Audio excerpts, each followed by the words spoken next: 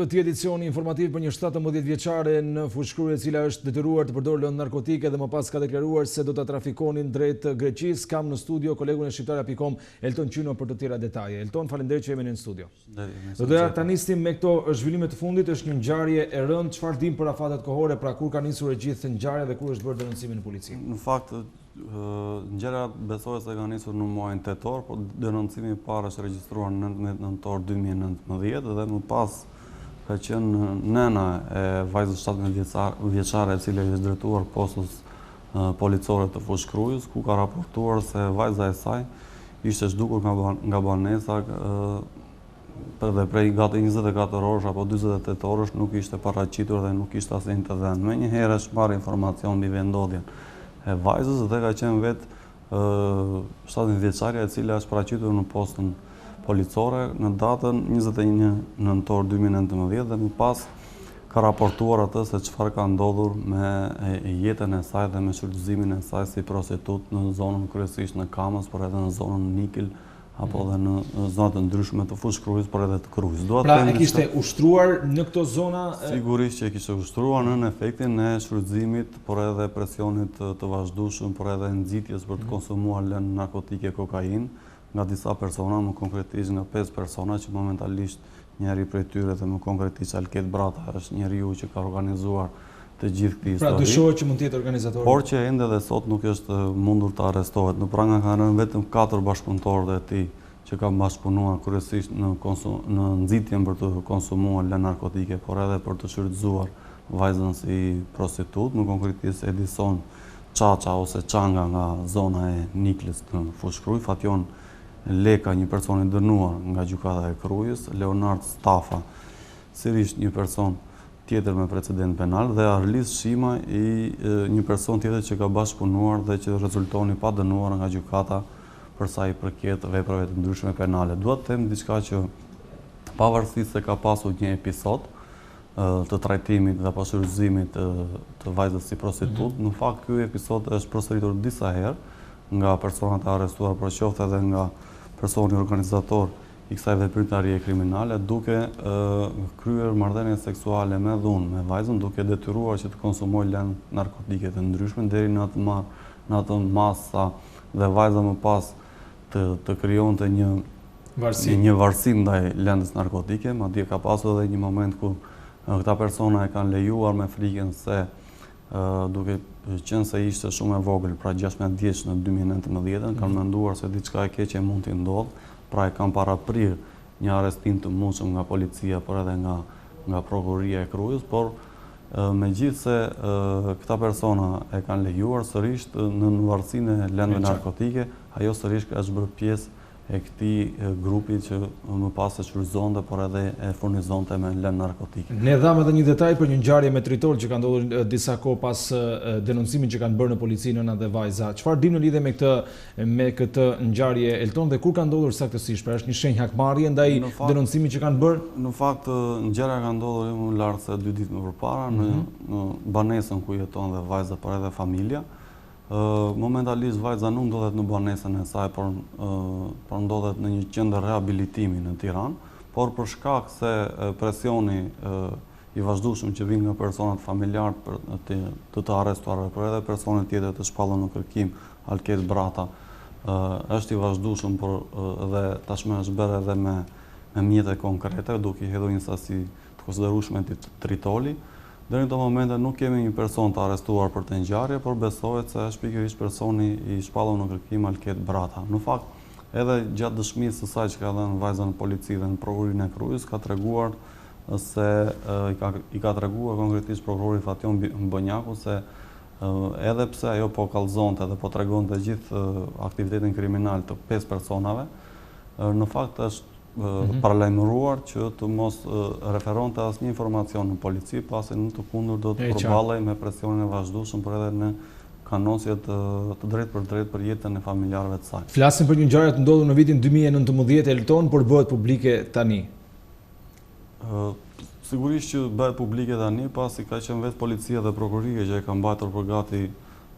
që nga llogaritë nga nëntori deri më sot për gati 8 muaj apo 9 muaj, pasi ngjarja është hetuar e janë administruar jo vetëm dëshmitë e personave që pretendojnë se janë abuzuar seksualisht, por janë marrë një sër kamerash, janë pëjtu një sër personash, është kryer një punë kolosale për sa i përket veprimtarisë hetimore, por që me qëllimin e vetëm për të përcaktuar rolin e secilit prej djemve që ka abuzuar seksualisht. Vetëm në një rast ka qenë një moment që vajza tregon dëshminë e saj se pasi kanë konsumuar lëndë narkotike është detyruar që të kryej marrëdhënie seksuale me 7 djemë të cilët kanë qenë në një banesë. Ndërkohë, ka prova, se sigurisht janë detaje shumë të rënda, Elton, po ka prova në lidhje me pretendimet e vajzës do të trafikohej drejt Greqisë, pra janë nuk ka prova konkrete për një trafik të mundshëm të vajzës, por vetëm është një dëshmi e të dëmtuarës e cila gjatë një komunikimi që ka bërë me Alket Brata, në ky i fundit besohet, sipas saj besohet se i ka thënë që do të ti nuk jeni për asgjë këtu në Shqipëri, por të vetëm punë që mund të bësh punëtore e seksit në Greqi, në zonat të ndryshme të Greqisë. Por që në fakt nuk ka pasur as edhe një iniciativë me veprime konkrete për të afruar afër kufirit me Greqinë dhe me qëllim për ta kaluar më tej. Edhe shkurtimisht edhe një pyetje të fundit për këtë çështje, Elton, çfarë dim për Bratën, pra për personin i cili del në këtë histori? Është një emër i njohur, e cilësuam edhe si një kryetar bande, pra çfarë mund të themi në lidhje me të? Është një person që ka precedent penal, kryesisht mbajtjes dhe prodhimit të sasive shpërthyese të tritolit në fakt, por që është proceduar disa herë për drejtim mjeti në gjendje të devur apo pa patent, por që nuk ka vepra të ndryshme penale shumë ekstreme përveç se këtij rastit që akuzojnë. Tashmë pritet që ditën e nesme të zhvillohet një proces gjyqësor në gjykatën e Krujës, ku do të caktohet dhe masa e arrestit në burg për 3 nga personat e arrestuar, ndërsa është kërkuar arrest shtëpie për Leonard Stafën, personin tjetër të arrestuar. Të shpresojmë dhe të presim deri ditën e nesërme se çfarë do të vendosë gjykata, por kam përshtypjen se trusnia e madhe që po ushtrohet jo vetëm te familja e vajzës, por edhe tek gjyqtarët e çështjes që tashmë kanë marrë përsipër të gjykojnë këtë rast, kam përshtypjen se po ndikohet në mënyrë të paligjshme me qëllim për të zbutur masat e arrestit në burg, duke lënë detyrim paraqitja pa arrest shtëpie. Shkurtimisht edhe një pyetje në 1 minutë kohë, Elton, në lidhje me Zani Çaushin, i shkreun e bandës së Vlorës gjatë razirave të vitit 1997, që sot kërkon lirimin me pretendimin se është rehabilituar dhe do të rritë fëmijët. Mund të realizohet një kërkesë e tillë pra për lirimin e një dënuari me burgim të përjetshëm? Në fakt, kërkesa e Zani Çaushit është e radhës, pas shumë kërkesave të tjera që ne kemi pasur. Edhe pas lirimeve? Edhe pas lirimeve që më pas i ka miratuar gjykata, jo më larg se 4 apo 5 ditë që kam raportuar për rastin e drejtandajtit, i cili bëri bashkimin e 2 dënimeve në një dënim të vetëm dhe menjëherë automatikisht i hapet rruga për të kërkuar lirimin me kusht. Tashmë vjen në një situatë tjetër që Zani Çaushi, një emër shumë i përfolur në qytetin e Vlorës për sa i përket veprimtarisë kriminale, por edhe që mbi supe mban një dënim me burgim të përjetshëm dhe nga gjykata e Tiranës. Faktikisht, sipas legjislacionit shqiptar, sepse kodi i procedurës penale në Shqipëri parashikojnë në nënin 64 dhe 65 që çdo i dënuar me burgim të përjetshëm në rastet e urgjencës të jashtëzakonshme apo kur përmbush kriteret që mund të jetë i sëmurë, mund të ketë kritere shumë të forta për të liruar nga qelia. Në rast se i ka mbushur 25 vite burg të bëra kokë më kokë apo ditë më ditë, sigurisht që mund t'i jepet lirimi me kusht. Por kjo vlen vetëm për ata personat e dënuar që janë dënuar sipas dispozitave ligjore të kodit penal të vjetër, dhe jo kodit penal të ri të miratuar në 2017. Pra Zani Çaushi e ka kodi penal i ri apo i vjetri? Zani Çaushi me të drejtë është drejtuar gjykatës për lirimin me kusht pasi përmbush të gjitha kriteret, pasi është dënuar sipas kodit penal të vjetër. Dhe në to kushte ai, duke qenë se pretendon që gjatë fazës para burgimit, gjatë fazës burgimit, por edhe gjatë uljeve të dënimit të disa herë në masën 80 ditore, ai pretendon se ka përmbushur kriterin kryesor të bërjes së burgut në 25 vite qëndrimin në qeli. Dhe në këto kushte, duke pasur dhe arsye të ndryshme, duke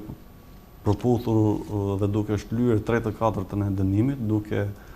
patur dhe kriteret e tjera, sjelljen e mirë në ambientet e paraburgimit dhe në ambientet e burgut, por duke patur edhe faktorin, siç pretendon ai, të rritjes dhe kujdesin ndaj familjes dhe fëmijëve të tij, padyshim që i hapet rruga për të ju drejtuar gjykatës, pastaj do jetë gjykata ajo që do ta miratojë apo do të kërkojë informacione shtesë lidhur me këtë dënuar apo jo. Elton, faleminderit për informacionin. Faleminderit dhe juve. Ishim në këtë komunikim të drejtë për drejtë me kolegun Elton Qyno, pak publicitet, rikthehemi pas pak me të tjera informacione.